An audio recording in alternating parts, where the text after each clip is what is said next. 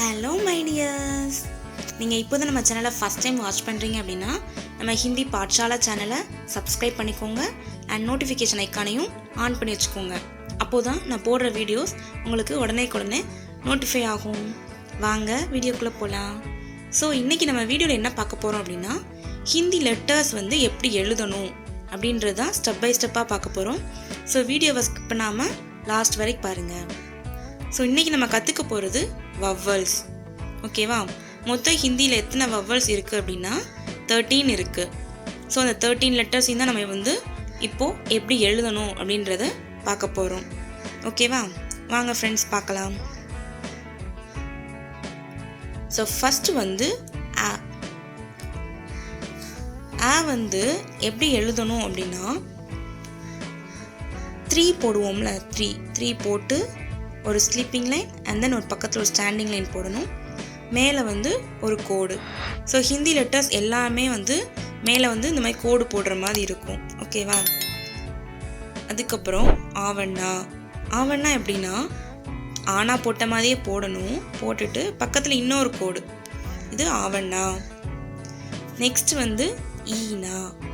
ஈனா எப்படி எழுதணும் அப்படின்னா ஒரு சின்ன கோடு போட்டு எஸ், ரன்னிங் லெட்டரில் ஸ்மால் லெட்டர் எஸ் எழுதுவோம்ல, அந்த மாதிரி எழுதணும். இதுதான் ஈனா. Next letter ஈஎன்னா. ஈஎன்னா எப்படி எழுதணும் அப்படின்னா ஈனா எழுதின மாதிரி எழுதிட்டு மேலே எஃப் போடுற மாதிரி போடணும். இது ஈஎன்னா. நெக்ஸ்ட் ஊனா எப்படி போடணும்னா நம்ம 3 எழுதுவோம்ல, அந்த மாதிரி தான், அதுதான் ஊனா. நெக்ஸ்ட் ஊவண்ணா எப்படி எழுதணும்னா ஊனா போட்ட மாதிரி போட்டுட்டு இங்கேருந்து ஒரு குட்டி கர்வ் மாதிரி போட்டுவிடணும். இது ஊவண்ணா. அடுத்து பார்க்க போகிறது ஒரு புது லெட்டர் பார்க்க போகிறோம். அது நம்ம இது வரைக்கும் தமிழில் இல்லாத ஒரு எழுத்து புதுசாக பார்க்க போகிறோம். ஸோ அது என்ன அப்படின்னா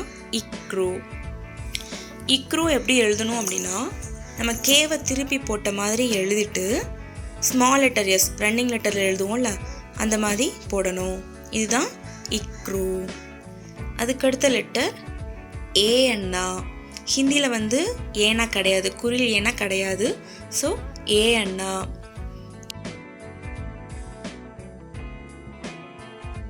ஏன்னா எப்படி போடணும் அப்படின்னா ஒரு சின்ன கோடு போட்டு ஸ்லாண்டிங்காக ஒரு கோடு கீழேயே, அதுக்கப்புறம் அது பக்கத்தில் குட்டியாக ஒரு ஜே போடணும். இதுதான் ஏன்னா.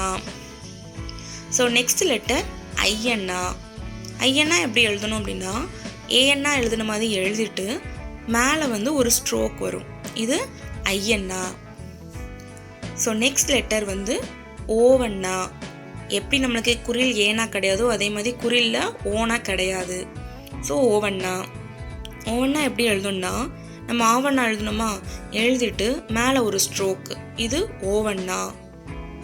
ஸோ நெக்ஸ்ட் அவ்வண்ணா எப்படி எழுதணும்னா அவ்வண்ணா எழுதின மாதிரி எழுதிட்டு மேலே 2 ஸ்ட்ரோக் வரும். ஓகேவா? இது அவ்வண்ணா.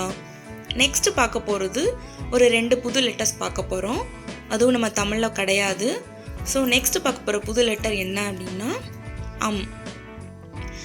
எப்படி எழுதணும் அப்படின்னா நம்ம ஆனா எழுதணுமா, ஸோ ஆனா எழுதின மாதிரி எழுதி மேலே ஒரு டாட்டு, இதுதான் அடுத்து அக எப்படி எழுதணும் அப்படின்னா ஆனா எழுதின மாதிரியே எழுதிட்டு சைடில் 2 டாட் வைக்கணும். இது அக.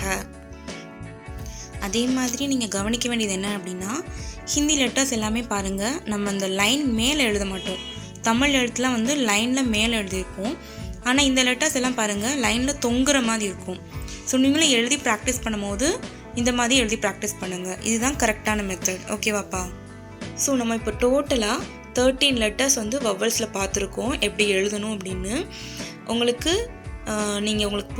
புரியலை அப்படின்னா வீடியோ இன்னொரு தடவை இருந்து பாருங்கள். ஏன்னா இது புது லாங்குவேஜ், நம்மளுக்கு அந்த சிம்பிள்ஸ் எல்லாம் போடுறது கொஞ்சம் ஃபஸ்ட்டு கன்ஃபியூஷனாக இருக்க மாதிரி இருக்கும். ஆனால் நீங்கள் பார்க்க எழுதி பாருங்கள். எழுதி பார்த்தீங்கன்னா உங்களுக்கு இன்னுமே ஈஸியாக மைண்டில் செட் ஆகும்.